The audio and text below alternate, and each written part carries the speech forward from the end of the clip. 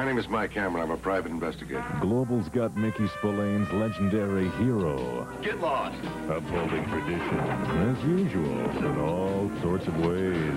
Would you mind pulling my arm? Stacy Keach is Mike Hammer. I want you, Mike. More adventurous than ever. You're going to jail. And more important, he's flying high right here on the Global Television Network. I'll make a note. Mike Hammer. Global's got him 10 p.m. Tuesdays. Make a note.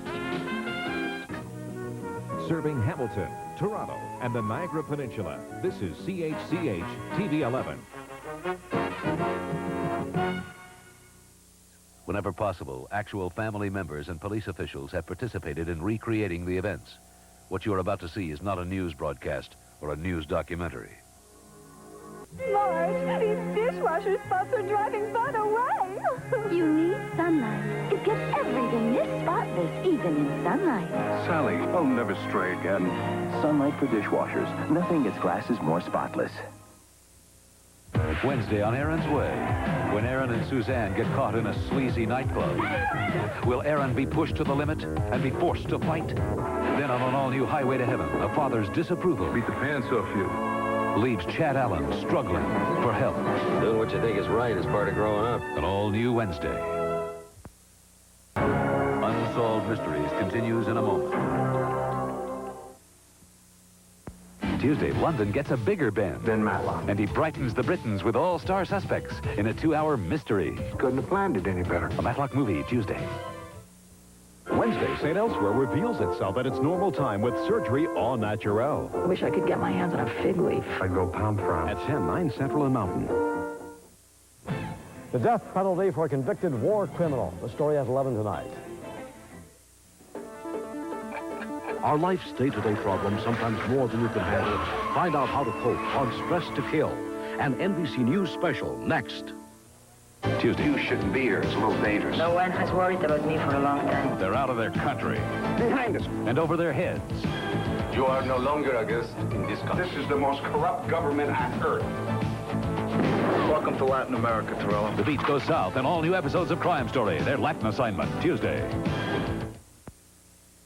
Two special victims of illiteracy tell their stories and get a new lease on life on Second Chance. Let's super duper.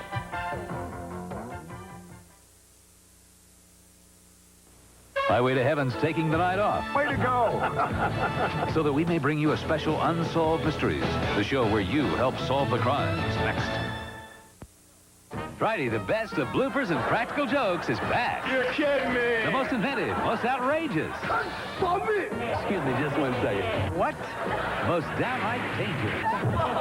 Bloopers favorites. I need Jason Bateman. It stars young and old are taken for a ride. Fast enough?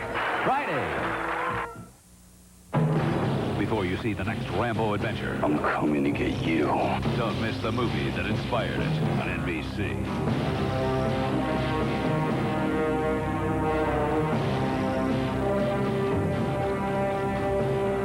Stallone in Rambo, Friday. Unsolved Mysteries will return in a moment. Desperado. She gave him courage. I love him. And she gave him a bad time. 2 women. You care for me, don't you? 1 man. If anything happens to Nora, I'll kill you. No law. It's hard to resist her. A different kind of love story. The all-new Desperado, Tuesday. The fiber factor and what it does to your diet. Details at 11. They are the enemy, cunning, ruthless. They're playing for keeps, and only one group can stop them. The director of The French Connection and Joe Cortese, star of Something Is Out There, bring you the action thriller of the year. I'm trying to nail a guy who's selling weapons to South Africa. In a dog-eat-dog world, you've got to be one bad cat. Run! I want you to run! Cat Squad 2, Monday. A deadly turn.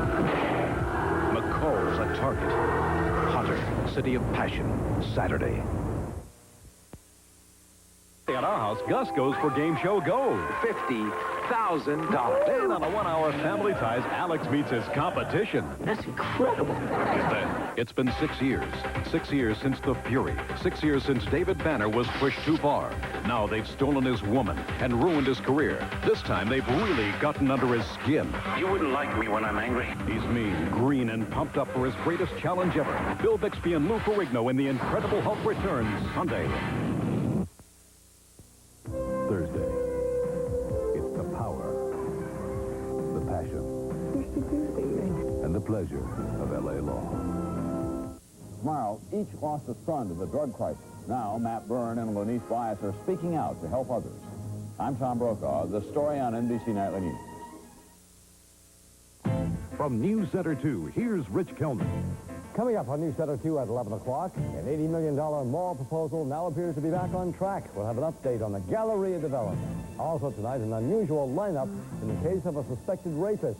Ann Urbanaro with a look at how fiber affects your diet. Barry with the weekend forecast, and Ed Kilgore with highlights of Game 1 in the battle for the Stanley Cup. Join us for a complete wrap of the day's news at 11 o'clock from News Center 2. Get all your lottery numbers every evening on News Center 2 at 11. Hi, I'm Ed Caldwell, and the bookworm next to me is Dan Neverth. We hope you'll join us for the next Nearly News. If such seemingly unemotional, straightforward topics as feline anatomy and physiology can of course, you're talking about our guest, cat specialist Dr. Myrna Malani will be here to help us find out more about our cats. Plus, Randy will have people in the news. And you'll have the weather outside. I'll have the news. We'll have a little bit of everything. Fine, and we'll put it all in 1.5 hours. We've got it all. 30 weekdays. Buffalo Chamber of Commerce President Eric Schwier is on his way out. Schwier submitting his resignation effective next January. The resignation prompted by revelations unveiled by News Center 2 earlier this year of purported financial wrongdoing at the Chamber. State and county investigators last week reported sloppy bookkeeping and financial irregularities by the Chamber. One of the first to call for the investigation was Erie County Legislator Charles Swanick, who is with us live right now in our studio. Mr. Swanick, Dave Campbell of the Chamber said that his resignation was accepted because he has lost his effectiveness. Why not, that's in January, why not now rather than waiting for January? Well, I certainly think that's a good question. The tale of Eric Schwier and the Buffalo Chamber of Commerce is not over with yet. The comptroller of Erie County, Alfreda Slominski, should be finishing an audit in about 2 to 2.5 weeks. I think that's going to bring additional problems and embarrassment to both Eric Schwier and the Chamber of Commerce. There have been no criminal charges leveled so far. Do you think there will be criminal charges eventually? Well, I think it's a little too early to call until the comptroller's audit is released. But I think the point is that it's time for Eric to step aside. I think the Chamber of Commerce has to take a look at its management and financial abilities. And I think most importantly, the Chamber has to get on with promoting Western New York. Do you think he should resign right now, Charles Swanick? I think it's too early to call, but my feeling is that if the comptroller's audit brings out additional issues and concerns that we've not already heard, then I think certainly elected officials and the Chamber Board themselves should reconsider and possibly look at asking Eric to step down earlier than January. Thanks very much, Charles Swanick, for joining us live tonight. Susan? In other news, arson is listed as the cause of an East Side blaze tonight. Flames sparked shortly after 7 o'clock, leaving a $23,000 damage tab. Some firefighters sustained minor injuries while battling the blaze. Still no word tonight on what went wrong on board a Navy submarine that caught fire off the coast of Florida. Survivors of the fire on board the USS Bonefish arrived in Jacksonville today, but 3 crewmen are still missing at this hour. The sub caught fire while on a routine exercise on Sunday afternoon. U.S. military presence in the Persian Gulf appears to be the subject of debate in the nation's capital tonight. A White House spokesman saying the U.S. may or may not expand U.S. escorts in the Gulf to include neutral foreign carriers. Administration sources said last week the U.S. role in the region would be expanded, but tonight the White House says the president is still thinking it over. Secretary of State George Shultz says U.S. allies should think twice before they outlaw U.S. nuclear vessels from their ports. Shultz is in Belgium tonight voicing his concern about a Danish proposal to bar nuclear warships from Danish seaports. Shultz is on his way home from a trip to Moscow in advance of President Reagan's upcoming summit. And the 3 men who would be president are setting their sights on the state of Pennsylvania tonight. Democrats Michael Dukakis and Jesse Jackson are campaigning hard for tomorrow's big primary in the Keystone State. Vice President Bush also made a stop in Pittsburgh today, even though he has the Republican nomination all but sewn up. Coming up, definitely warmer, but maybe wet. Barry has the Tuesday forecast when we come back. And some animal lovers take a walk on the wild side for their efforts in the Queen City. Forecast and more in a moment.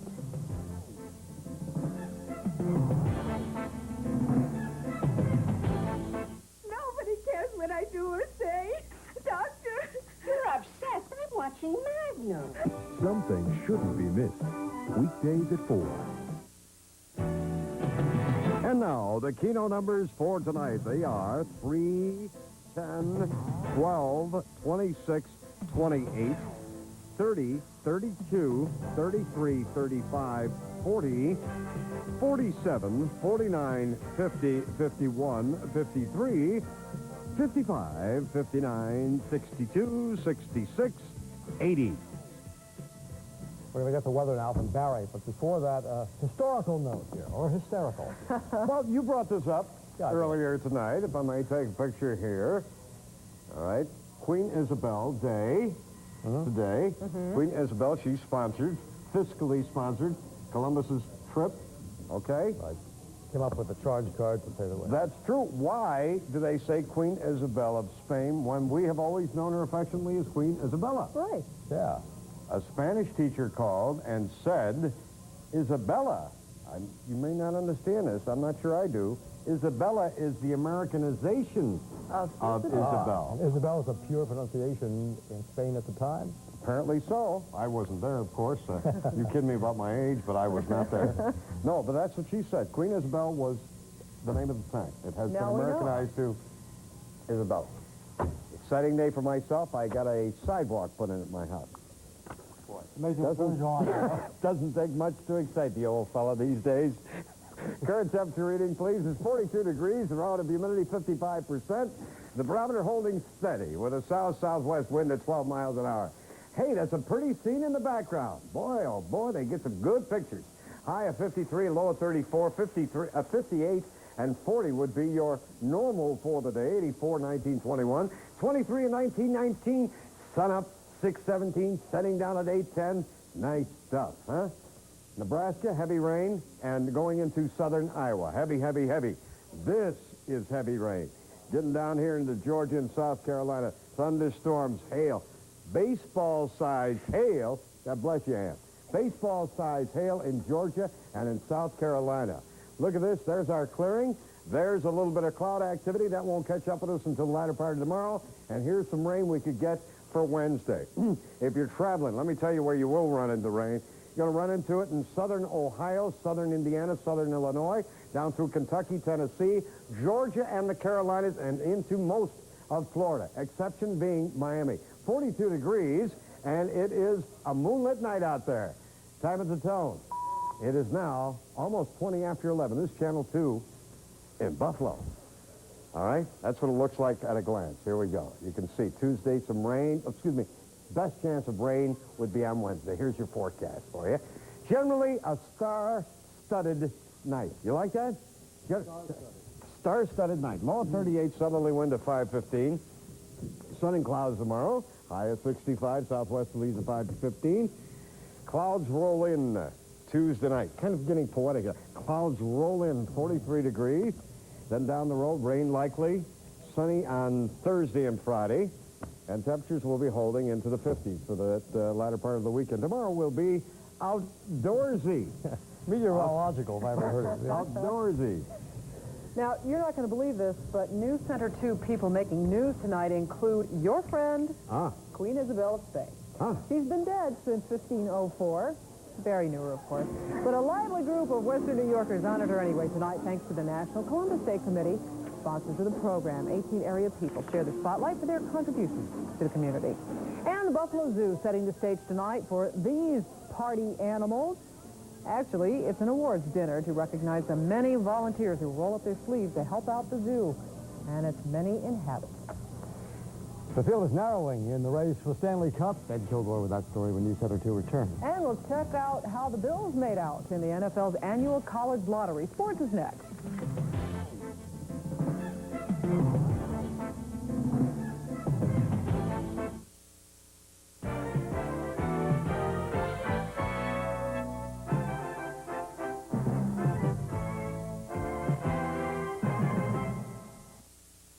News Center 2 Sports is sponsored by the Heartbeat of America, today's Chevrolet.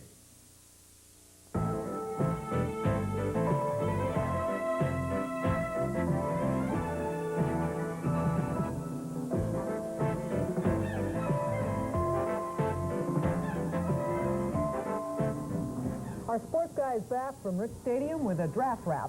That's right, and in 3 years, I'll tell you how they did. But anyway, we have to start with what they've done so far. Another Bills draft is history. It was the first they've had without a first-round pick. Now, the Bills wanted speed. That's what they got with a question mark. No draft is without risk, and Thurman Thomas's left knee flunked some teams' physicals, but the Bills doctors agree with Thurman that the knee will hold up, and that gives the Bills a slashing runner with 4.4 speed. And speaking of speed, third-round pick Bernard Ford of Central Florida is even faster, the deep threat at wide receiver Jim Kelly looked for. On paper, at least, the Bills' offense has more headaches for the opponents. Both Thurman and Bernard do fulfill a need, but they were the best player we felt. They were in a grouping of the best players, at least, at the time. Maybe the biggest surprise for the Bills' brain trust, Pitt's Zeke Gadsden was still there in the 5th round. A linebacker at Pitt with 4.5 speed, Gadsden had an amazing 22 sacks. The Bills project him as a strong safety. You got to have a guy who's able to cover a fast back out of the backfield, and he flip-flops, and he has to have the ability to cover a lot of ground. And right now, a guy like Gadsden that has that kind of speed and has that kind of mobility, really, I can see him playing that type of scheme. The Bills also took a kicker in the 5th round, Kirk Roach of Western Carolina. Now, he hit 7 of 11 from 50 yards or better last season. In the 6th round, the Bills selected linebacker Dan Murray of East Stroudsburg. In the 7th round, 6'7", 295-pound offensive tackle Tim Borky of Memphis State. Fullback Bo Bright of Alabama, another player projected to go higher with outstanding 4.5 speed. Wright, reputedly an excellent blocker and receiver. He was also taken in the 7th round. Now, in the 8th round, Texas safety John Hagee, number 17, an aggressive hitter, also selected in the 8th round, was nose tackle Jeff Wright of Central Missouri. In the 9th round, the Bills picked Carlton Bailey of North Carolina. He'll be tried at an inside linebacker spot here. The 10th round selection, cornerback Martin Mayhew of Florida State, small but very fast. Penn State nose tackle Pete Kirkendall, the Bills' 11th round choice. Tackle John Driscoll and linebacker Tom Erlinson were the Bills' pair of 12th round picks. And after all is said and done, Ralph Wilson says his dream is closer. To have the Bills win a Super Bowl for Buffalo. That is the one ambition.